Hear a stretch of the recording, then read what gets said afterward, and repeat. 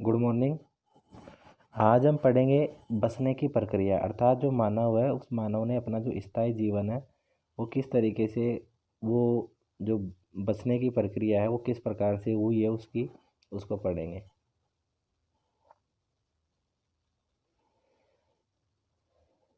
देखिए,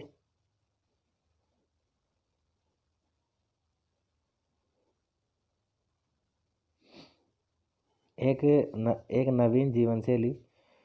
तुम किसी पौधे के बीज को बोकर देखो, तुम पाओगे कि इस विकसित होने में कुछ समय लगता है। अर्थात जब भी हम कोई बीज जमीन में डालते हैं तो उसको विकसित होने में कुछ समय लगता है। इसमें कुछ दिन, महीने या फिर साल लग सकता है। इसलिए जब पौधे उगाने लगे तो उनकी देखभाल के लिए उन्हें एक ही जगह पर लंबे समय तक रहना पड़ा था। बीज बोने से लेकर फसलों के पकने तक, पौधों की सिंचाई करने, खरपतवार हटाने, जानवरों और चिड़ियों से उनकी सुरक्षा करने जैसे बहुत से काम शामिल थे। अर्थात क्या है कि हम पढ़ रहे थे कि जो मानव ने कृषि करना प्रारंभ कर दिया था। तो अब कृषि करना प्रारंभ कर दिया था तो जो बीज बोते थे उसमें उसका विकास होने में समय लगता था। कुछ महीने लग सकते थे, कुछ साल भी लग सकते थे। तो जो वो पौधे हैं उन पौधों की देखभाल करने के लिए मनुष्य ने क्या किया कि वहीं पर फिर रहना उचित समझा और वो वहाँ पर रहने लगा और उसे और भी काम करने पड़ते थे।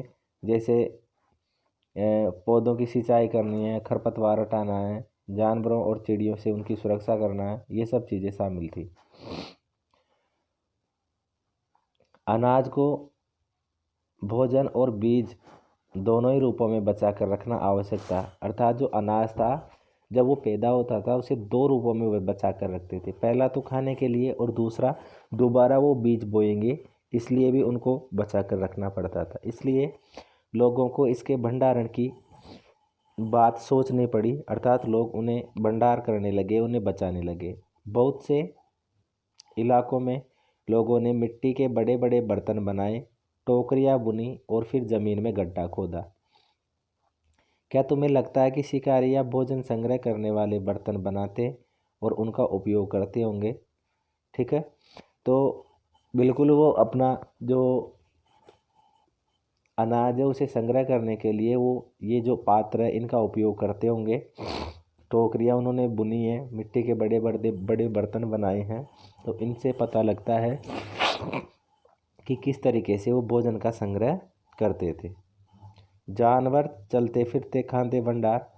जानवर बच्चे देते हैं जिससे उनकी संख्या बढ़ती है। अगर जानवरों की देखभाल की जाए तो उनकी संख्या तो बढ़ती है, साथ ही उन्हें उनसे दूध भी प्राप्त हो सकता है जो भोजन का एक अच्छा स्रोत है। देखिए, जो जानवर है धीरे धीरे उनकी संख्या बढ़ती है। साथ ही क्या है, जब हम जानवरों को पालते हैं तो हमें उनसे कई उत्पाद प्राप्त होते हैं, जैसे दूध भी प्राप्त होता है, ऊन भी प्राप्त होती है, ठीक है, उनका मांस भी प्राप्त होता है, ठीक है, और भी कई अन्य उत्पाद है जो जानवरों से हमें मिलते हैं।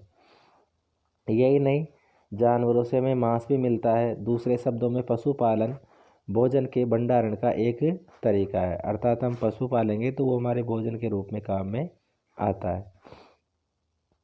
आओ आरंभिक कृषकों और पशुपालकों के बारे में पता करें। मानचित्र 2। क्या तुम्हें कई नीले वर्ग दिख रहे हैं?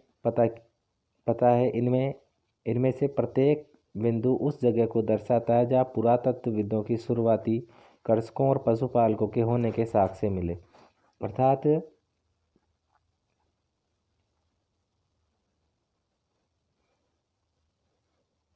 ऊपर जो हमने ये भारत का मानचित्र देखा था, इसमें ये जो नीलो डॉट है यहाँ पर कृषि करने वाले और जो पशुपालक थे उनका पता लगा है।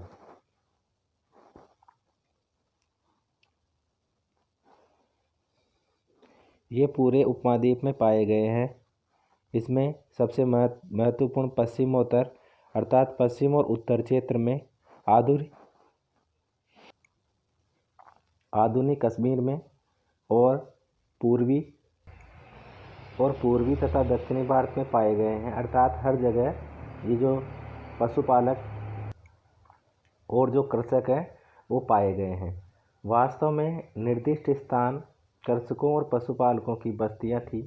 या नहीं, इसे जांचने के लिए वैज्ञानिक खुदाई में मिले पौधों और पशुओं की हड्डियों के नमूनों का अध्ययन करते हैं।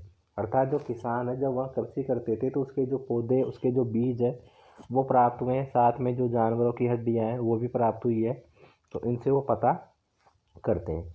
इनमें सबसे रोचक जले हुए अनाज के दानों के अवशेष हैं। ऐसा लगता है कि ये गलती से या फिर जानबूझकर जलाए होंगे। वैज्ञानिक इन अनाज के दानों की पहचान कर सकते हैं। इस तरह हमें पता चलता है कि उपमहाद्वीप के विभिन्न भागों में बहुत सारी जो फसलें हैं वो उगाई जाती रही होगी। वैज्ञानिक विभिन्न जानवरों की हड्डियों की भी पहचान कर सकते हैं, अर्थात ये जो हड्डियां मिलती है इनकी भी पहचान वो करते हैं।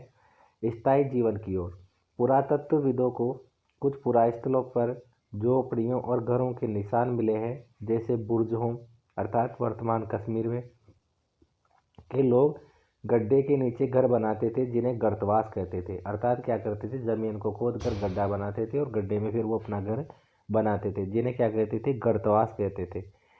इनमें उतरने के लिए सीढ़ियाँ होती थी। इससे उन्हें ठंड के मौसम में सुरक्षा मिलती थी। ये क्या करते थे, उसमें उतरने के लिए सीढ़ियाँ भी बनाते थे और उसमें ये रहते थे, जिससे ये ठंड से बच सकते थे। पुरातत्वविदों को झोपड़ियों के अंदर और बाहर दोनों ही स्थानों पर आग जलाने की जगह मिली है। ऐसा लगता है कि लोग मौसम के अनुसार घर के अंदर या बाहर खाना पकाते होंगे।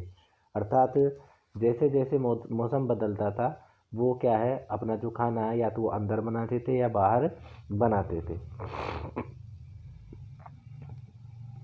बहुत सारी जगहों से पत्थरों के औजार भी मिले हैं।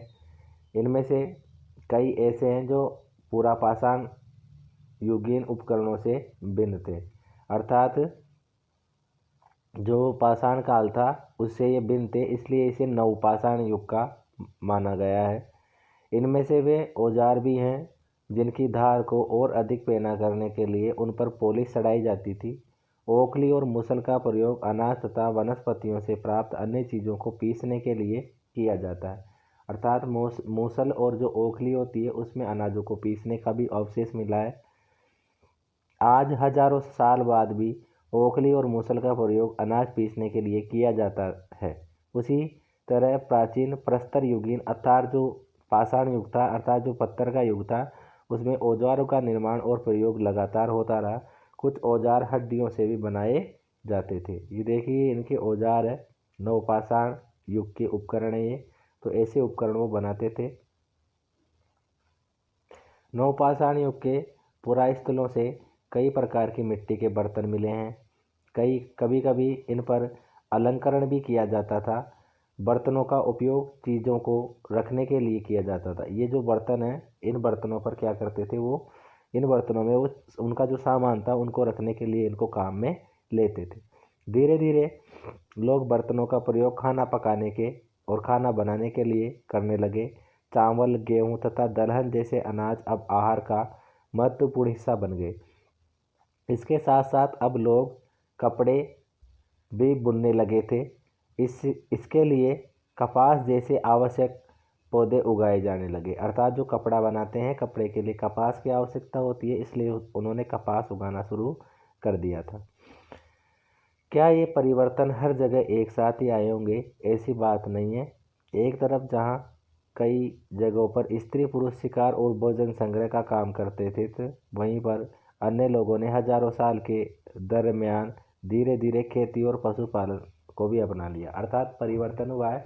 कुछ जगहों पर जो स्त्री और पुरुष है वो साथ में मिलकर शिकार करते थे, तो वहीं दूसरी जगह हम देखें तो कहीं कहीं पर लोग खेती भी करते थे और वो अपना जीवन चलाते थे। बहुत जगह लोग मौसम के मुताबिक बदल बदल कर अपनी जीविका चलाया करते थे। अर्थात कभी जैसे बरसात का मौसम है तो वो खेती करते थे, और इसके अलावा जब बरसात नहीं होती थी तो वो दूसरे काम भी करते थे। सूक्ष्म निरीक्षण ये हम पढ़ेंगे कि किस तरीके से जो लोग थे उनकी और व्यवस्थाएं रहती थी, किस तरीके से वो अपना जीवन चलाते थे। तो ये मेहरगढ़ में जीवन और मृत्यु का जो चक्र है वो बताया गया है, किस तरीके से लोग वहाँ रहते थे। तो ये हम कल की क्लास में पढ़ेंगे, मेहरगढ़ वाला, ठीक है।